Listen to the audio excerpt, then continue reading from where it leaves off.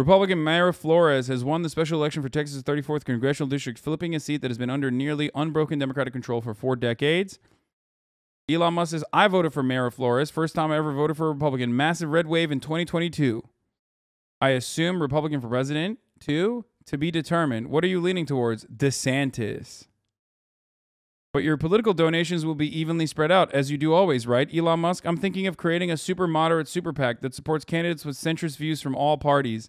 Dude, this will solve the problem. Do you see yourself becoming more and more outspoken about who you are going to support? What gave it away? Haha. Motherfucker said, I'm going to do super moderate. I'm going to do a super moderate PAC and then say that he's going to vote for fucking DeSantis.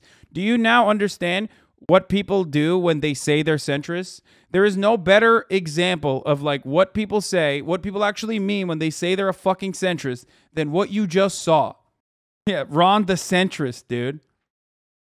Nothing says I'm a centrist like, I don't know, a guy who's like most famous for trying to fucking push for like comprehensive anti-LGBT legislation.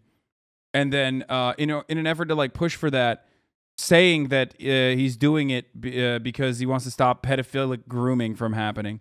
You know, just a outright gross fucking lie. Let's not forget COVID mishaps and cover-ups. I mean, Elon loves that shit, remember? Because he thought COVID was going to go away by April. Anyway, what world do we live in where the richest man on the planet is subtweeting people and his political choices? I mean, just a whack one, but one that makes sense. Oh, also, the guy that Elon Musk voted for, the lady that Elon Musk voted for, apparently is a QAnon lady. Mayra Flores aligned herself with conspiracy theories during her successful campaign to turn a historically Democratic district red. She defeated Democrat DeSantis' secure spot in Congress. The result is significant because the state's 34th district had been blue, with Democrat Philemon Vega retiring this year to force a special election to carry out the remainder of his term. So I want to point to something here, by the way. This is going to happen a lot more frequently. Why? Because the Democratic Party fucking sucks. The Democratic Party cannot capture the Hispanic vote. Even in areas that we have comfortably thought were deep blue as a consequence of Hispanic immigration, as a consequence of like a growing Latino population, is going to literally fucking turn around and be deep red. Why? Because if you look at voter demographics, if you look at voting patterns for the Hispanic community, as a matter of fact, okay, you will find out that the Latino population is younger, certainly, but of course the younger population simply does not vote. So that's one fucking that's one jot in the voting red column.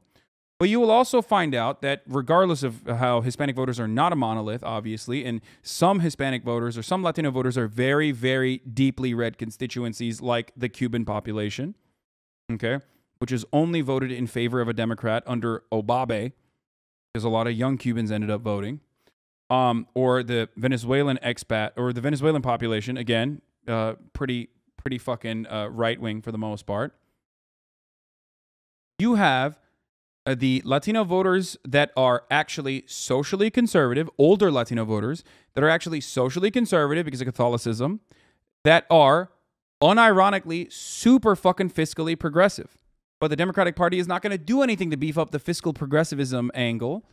And that is part of the reason why the Texas GOP, which has been very open about their outreach programs, will be able to hype up the social conservatism angle and win votes in the Hispanic community while simultaneously fucking literally advocating for anti-Latino legislation, anti-Latino, fear-mongering, and continue to win votes over from the Democratic Party. Latinos across the board, especially in Texas, are literally the most positive polled group when it comes to big government initiatives. Did you guys know that? Did you know that? Probably not, unless you watch the HasanAbi broadcast where I talk about it all the fucking time. Latinos are socially conservative, but fiscally insanely progressive. They ask, this is one of the most like awful framing. This is the worst framing you could possibly ask a person a question about big government. Instead of saying social safety nets, you use the term big government, right? And even when you use the term big government, or would you like a bigger government, Latinos say yes. 60%, I believe, say yes to larger government initiatives. That's fucking crazy. That's a crazy number. And the Democrats do not capture that enthusiasm. They don't push for that. Why? Because they don't want to do big government. They're scared of the conservatives, right? They're scared of saying that they want big government. They're capitalists. And that's it. So if you don't push for things that the Latino population wants, even older Latinos want, you're going to lose out to Republicans that will then make the entire conversation about social conservatism. It's also significant because Flores has promoted the QAnon conspiracy theory, which holds that the United States is run by a cabal of Satan-worshipping pedophiles who would or still will be brought to justice by Donald Trump. A cabal that also runs the top of the hour ad break at the twitch.tv/HasanAbi broadcast. Now, part of the reason why I don't even know anything about this district, but my immediate speculation is that there's probably really low voter turnout here, okay, because it's fucking random special election and shit. So it's not indicative. I would say it's not exactly indicative of like larger patterns, even though those larger patterns will come. But the media rushes in the most horny way possible to make these like larger fucking analyses over tiny elections like this, like they did with the Chesapeake recall, where they ran a fuckload of articles claiming falsely that Chesapeake had lost black neighborhoods, right? And then we found out that wasn't even the fucking case. And there was also a obviously lower turnout in the Chesapeake recall in that in the California primaries regardless. Contrary to what every fucking outlet wrote about the devastating defeat delivered to the progressive movement in California, a progressive safe haven, we saw many candidates, including friends of the show, Kenneth Mayhew, for example, win on a fucking police abolitionist ticket, pretty much. Like, literally. We saw two DSA candidates win the council districts, the ones that I talked about and promoted here on this broadcast. But no coverage was afforded to that because it doesn't go along with the main narrative that the media is trying to fucking launch, which is that, California fucking hates progressives because progressives are so unpopular. They're even unpopular in fucking California. There was a really good Medium piece I read, and I cannot remember where it was. And I cannot fucking figure out. Oh, it might have been a Substack by Equality Alec, actually. The Role of Think pieces? No, it's not. Equality Alec is great, though. I do love Alec Karakatsanis, who writes routinely about like the role that the New York Times and the media plays in like in hyping up like ridiculous narratives about the police and about crime in general.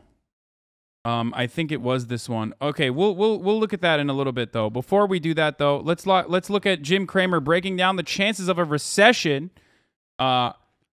Because that was what we started off with, and that's what we're going to continue along with for a little bit, okay, until we get into the California recall and all the fucking wins for progressives. I don't want to take ownership over Karen Bass. I don't think she's good, and I don't think she's a real progressive at all. But her bleeding over Rick Caruso by like, what, 13,000 fucking votes or some shit, even more than that, is actually good because Rick Caruso pumped a fuckload of votes, pumped a fuckload of money, his own money, into trying to win this election. And he still lost to a career politician, to a machine politician like Karen Bass, who wasn't even like actually very progressive, but was able to successfully make it seem as though she was progressive, or at the very least more progressive than Rick Caruso, which doesn't take much because Rick Caruso was like running on the Let's Melt the Homeless campaign.